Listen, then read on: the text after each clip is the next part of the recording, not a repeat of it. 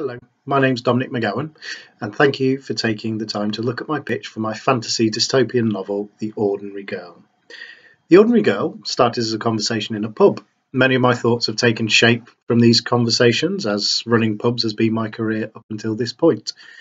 After a few beers, the conversation turned to the refugee crisis in Europe, which, of course, we absolutely solved in one sitting, but unfortunately awoke with no memory of what the solution was, which is unfortunate for humanity. What I did wake up with, though, was a thought. What if the refugee crisis weren't humans? What if the crisis involved another species, animals, aliens? And then finally it hit me. What if it were elves? In The Lord of the Rings, the elves, fairly brutally and selfishly, seem to abandon the world to the mess that they created. It's in no way cleaned up, but off they trot in their boats over to the sea to the west, and taking some of their main enablers with them. What if they were wrong about their paradise to the west? What if they came back a ragged, desperate, pitiful shadow of what they once were? What if this history were real and we'd just forgotten about it? We'd kept it going in folklore, myth, legend, but I'd assumed it wasn't real. How would we react to this sudden reality, this sudden twisting, this sudden change, us ordinary people being presented with what we consider to be the extraordinary? Would we welcome them? Would we welcome this magical race of beings, or would they threaten us? Would we treat them, beings full of wonder? Would we treat them how we treat our fellow man? Then this expanded.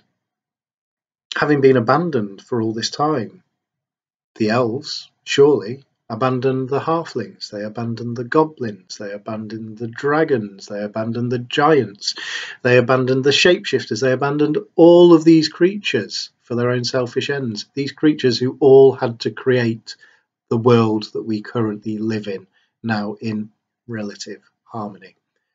How would they feel? What would their reaction be to the elves coming back and trying to take what they believed were theirs?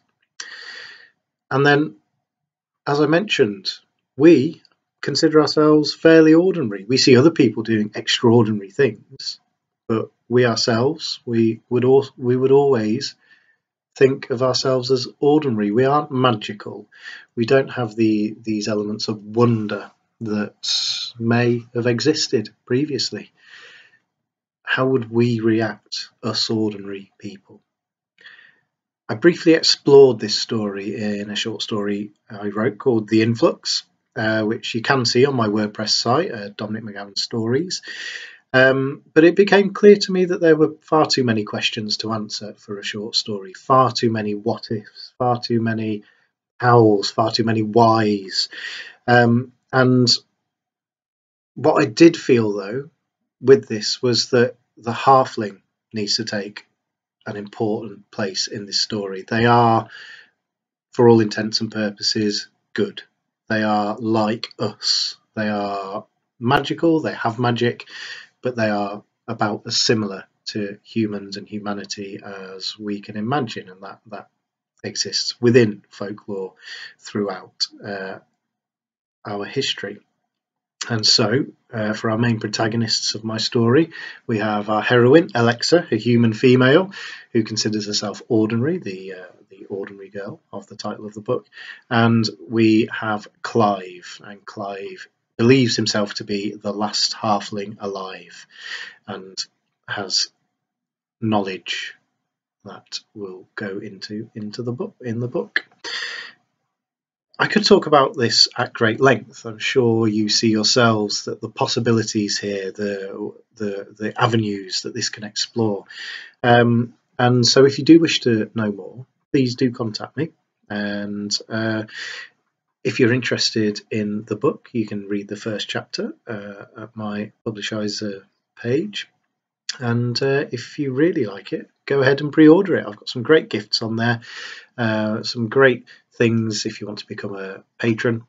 And with that, thank you very much for listening to my pitch, and I hope to hear from you soon.